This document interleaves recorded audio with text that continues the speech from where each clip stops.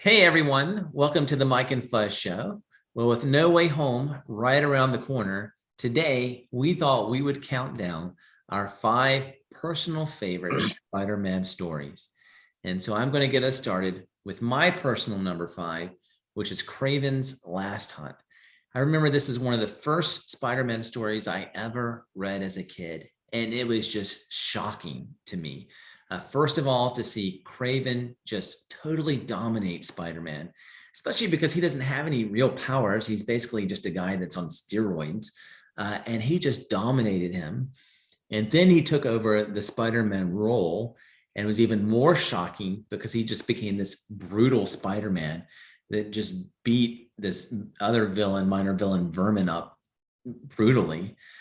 And then the ending is even more shocking, and I don't want to reveal everything, but it's really tragic and definitely worth a read. And it does a great job of exploring what brings happiness and how that is connected to success, and just a wonderful study of kind of human nature. So that's my number 5. What about you, Fuzz? What do you got number 5? All right. Well, thank you, Mike, for having me on the show again. I've been enjoying it, and I'm going to count down with you my top 5. Starting at number 5, going on the theme of tragedy. As one of the most intriguing aspects of Spider-Man is that he is a superhero that has great powers, but then he also recognizes that he still has a responsibility to his everyman life. His struggles of paying the rent on time, or trying to get, back in the day, or medicines for Aunt May. And he's struggling that while trying to stop a scorpion rampaging down the streets. Those are what makes him so relatable to us. Um, and his everyday struggles, because we go through that, or we have been through that at some point in our life. So a lot of the stories of Spider-Man deal with a lot of tragedy and heartbreak. And one of the big events that shaped him before Uncle Ben was the loss of his parents.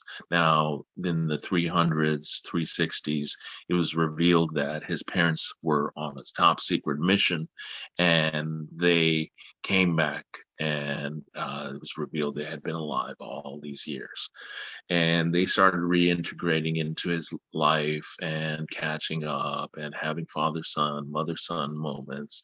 Very, very heart touching, heartwarming things. Unfortunately, it was revealed that it was an intricate plot by some of the Spider-Man villains involved, and don't want to reveal too much, but the ending was tragedy.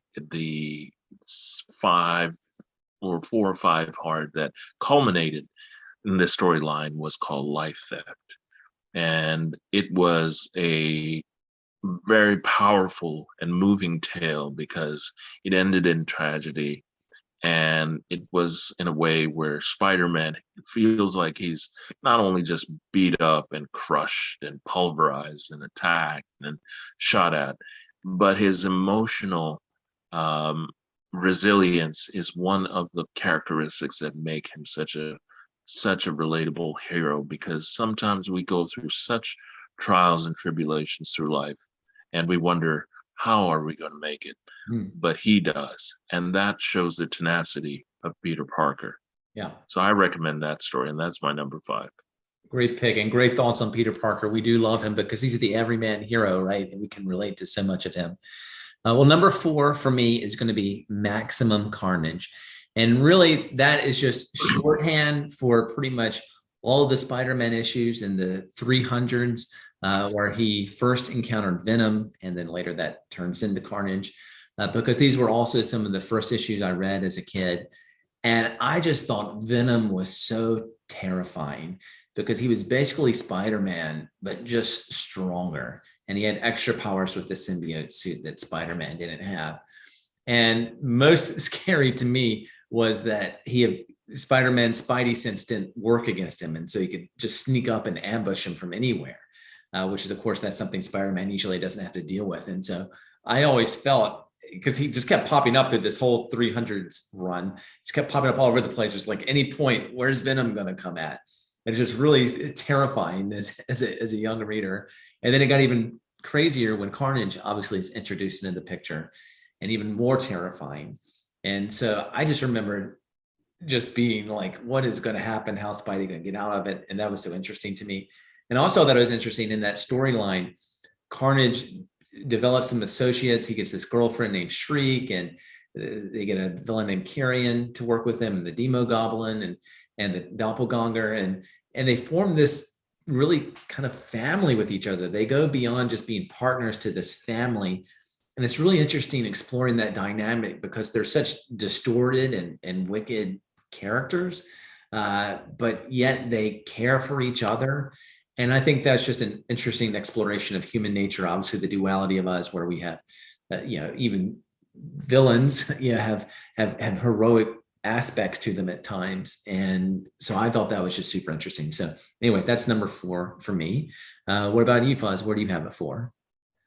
The Rogue Gallery of Spider-Man is very, very interesting. It has a range of these villains that are very, very twisted, horrendous characters of life that is murdering people.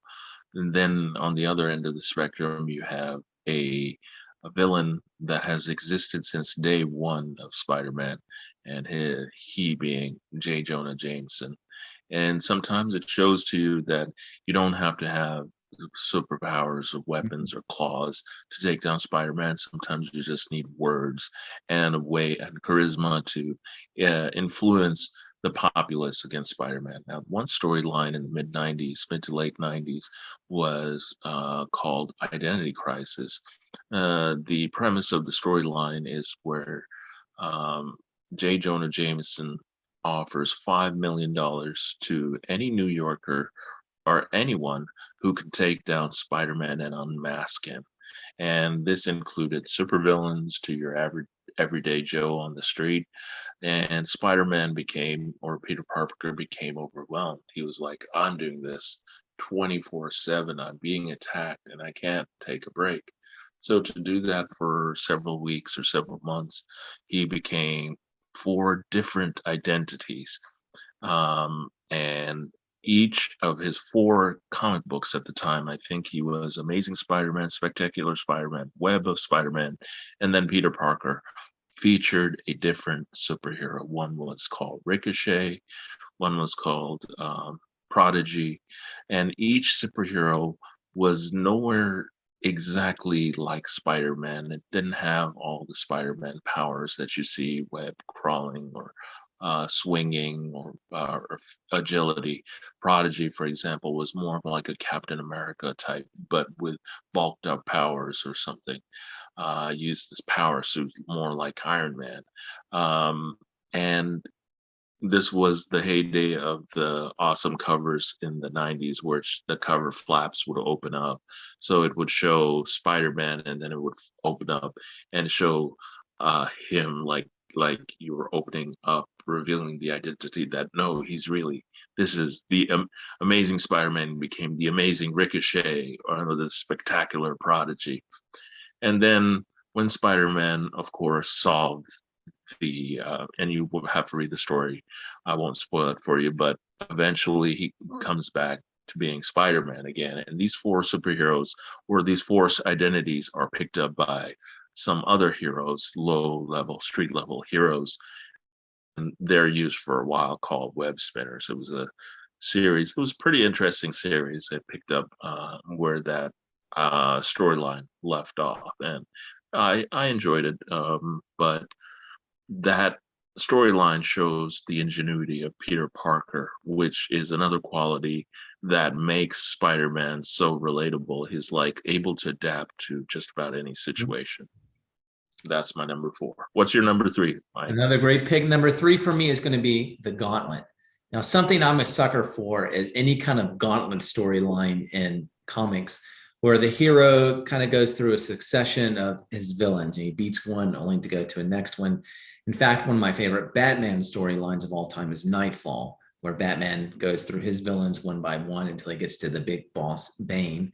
Well, Spider-Man had his own storyline called the Gauntlet that did this, where he went through these different characters. And I just thought it was really fun. And especially what was interesting about this Gauntlet was usually like in Nightfall, it's like one issue he's fighting the Joker, to one issue, the Riddler. And he has these kind of brief interactions. But in this Gauntlet storyline, it'd be several issues with each villain. And so you're able to explore their dynamics a lot more. And there was one arc called Shed, which featured the Lizard. And it was especially an interesting one. Of course, a big part of the Lizard story is exploring kind of the animal nature we have all in us, and how much power that should have over us versus how much we should suppress it. And that's the Lizard's just battle.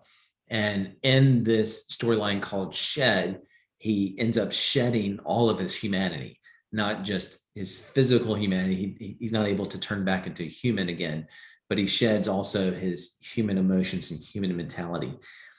And it ends with what I think, to me personally, is the most horrific ending I've ever read in the comic book. So I'm not going to spoil it, but it's hard to say, because if I say much, I will spoil it.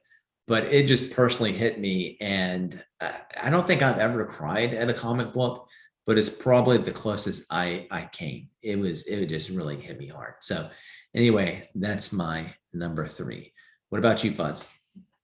That Gauntlet storyline was very, very interesting. As you said, he went through a rogue, almost all his rogue gallery, and one of the most unique encounters, I think it was issue 627, 628, was with the Juggernaut. Now, 400 issues prior to that, in issue 227 to 229, he fought Juggernaut for the first time. And this was Madam Web, who was like this sort of psychic supporting character in Spider-Man, who was warning that soon you will be facing this unstoppable force. And of course, that was a hint at the time, but then we all know that the unstoppable force is Juggernaut.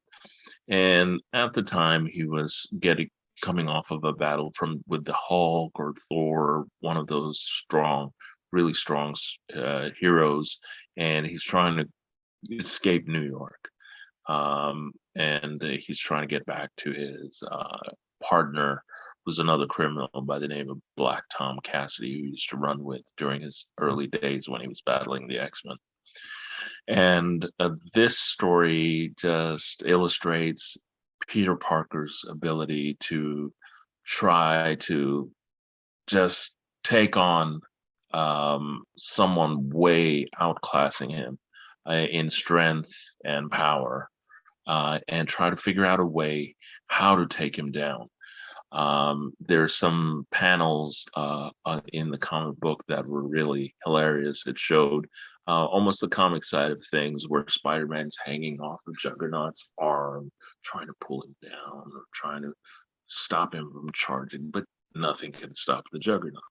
So he has to come up with a better way to take him down. And you can read that story and the way Peter Parker takes him down, and he takes him down, and surprisingly, but that's the old Parker ingenuity that Spider-Man is known for.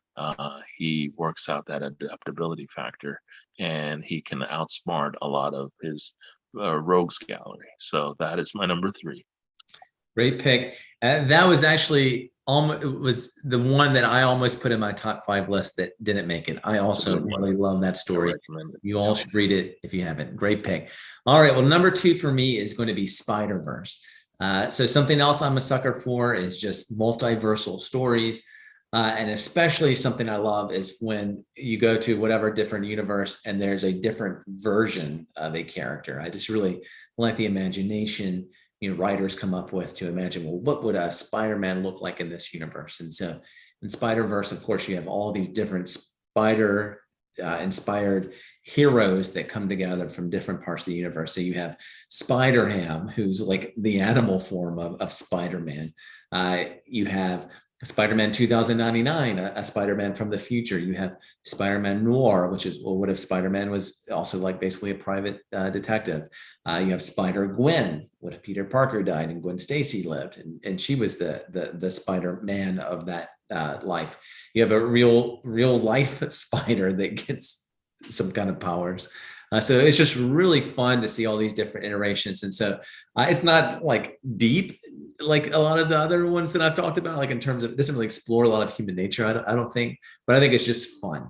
And so I really love that for that reason. What about you, Fuzz? Where are you at in number 2? Going with the what if type of storylines, although Spider-Verse was fully canon and fully featured in 616, merging with or trying to have all the different versions of Spider-Man coming through, there is a very interesting storyline that came out just a couple of years ago, Spider-Man Life Story. I definitely recommend that. It's what if it's like imagining if Spider-Man aged like you and I would, if he was born in the 40s and then lived through the 50s, 60s, 70s, 80s, 90s, thousands, and then the teens. And it shows every decade of his life going through those motions where he is fighting his rogues gallery as a teenager, and then the next panel he's in his 20s and struggling with his rent and whatnot, and then he's in his 30s, he's married to Mary Jane, has kids, and he's trying to raise them, and the problems that he faces, and then the midlife crisis he has, and then when he's in his 70s he's fighting.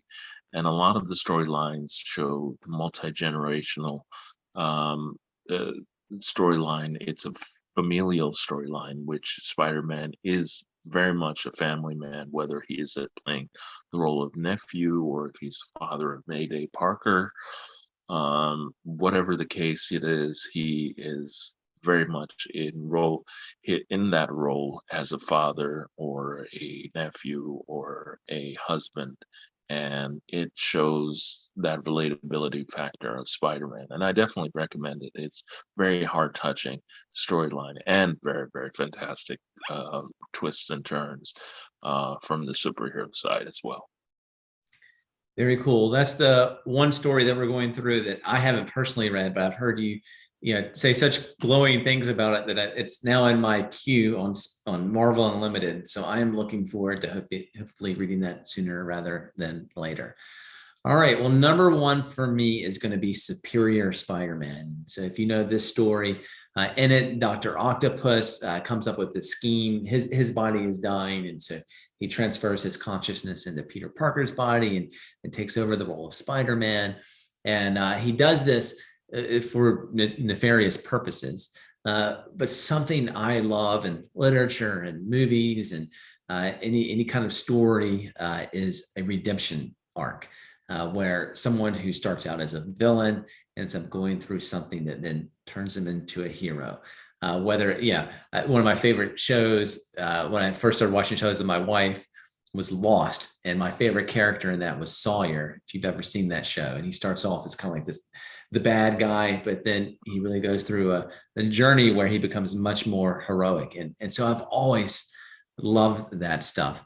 And anyway, in this storyline, Dr. Octopus finds himself becoming more and more heroic as he really takes on the role of Spider-Man.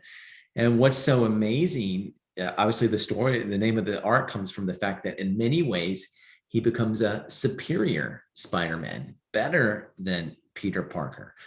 And I just really love the redemption stories. And the villains I really love are those that show you how nuanced and complex humans really are. Because very few bad guys see themselves as bad. In their eyes, they're usually trying to do what they think is noble and good. But obviously we recognize it's flawed, but there's still some good parts of them. And so I love in these redemption stories where we see this person who obviously has some very serious flaws ends up recognizing those flaws, changing and becoming heroic. And of course, that gives us inspiration that, hey, obviously I have flaws in my life. There's areas of my life where I'm the bad guy, but there's hope that I can change, I can conquer my flaws and become more heroic. And that happens in Superior Spider-Man. And I also just love it because Dr. Octopus has always been one of my favorite Spider-Man villains. And so to see the storyline so focused on him was really fun. All right, well, bring us home, Fuzz. What is your number one? Well, we are on the theme of Dr. Octopus, so and his redemption cycle, but he was not always so good or so superior. But he did come up with some plots in the past, and one of the earliest tales going back to the early days of Spider-Man was called the Master Planner Saga. And this was a storyline where in through the underworld and through the criminal, um, through that element, there was this mysterious character known as the Master Planner who was coming up with these intricate and dangerous plots to take down Spider-Man and his enemies. Uh, uh, and there was one scene that sticks out in my mind. The storyline was fascinating and amazing, but the essence of who Spider-Man is in my mind, and it's captured by the cover of that issue. I think it was 34, one of the earlier issues, where there's a ton of rubble of a building that has been demolished, whether it's been a bomb or whether it's been just through the battle, and Spider-Man is holding it up. The problem is that he's thinking in his mind throughout this most of this issue is like, oh my god, this thing weighs a ton, I can't get through it, I'm not going to make it, I'm just going to give up because there's no way. And then he starts thinking, Peter Parker starts thinking in his mind of all the things that have shaped him and brought him to this point today. He thinks about losing his parents, he thinks about losing Uncle Ben, but then it gives him a little bit of a charge when he thinks of that moment with Uncle Ben and thinks of the great power, the great responsibility. And then his mind goes to Aunt May, and he starts thinking, Aunt May has worked so hard since Uncle Ben has been gone, and she's been putting her full effort. And at the time, they were portraying Aunt May as this elderly, frail woman, but she's doing everything, giving the love, the support, being there by Peter Parker's side, and just encouraging him through life without really knowing all the trials that he's going through. So she has been his rock and his major support in his life. And he starts thinking, oh my God, she's going to be by herself. If something happens to me, nobody's going to look after her. I have to be there for her. And it's that love that he has. And Aunt May has that type of motherly type thing. She's been Peter Parker's mom, and he is so focused on rescuing and being there for her and just protecting her. That's what made him essentially Spider-Man. So this storyline, when he just throws off the rubble, um, it is one of the most powerful scenes. In fact, it was featured in Amazing Spider-Man 2, or excuse me, Spider-Man 2 of the Tobey Maguire era, with Dr. Octopus. And there is a, yeah, we already know that he's going to be featured in Spider-Man No Way Home, and that's going to be very, very interesting. But in that movie, Spider-Man 2, he had the rubble and he was just like, I'm not going to give up. And that shows the tenacity, the strength, the never give up attitude of Peter Parker. And in all of us, as with our everyday struggles, whether whichever trials and tribulations, we may not have supervillains attacking us, but we deal with life and life becomes very, very difficult at times.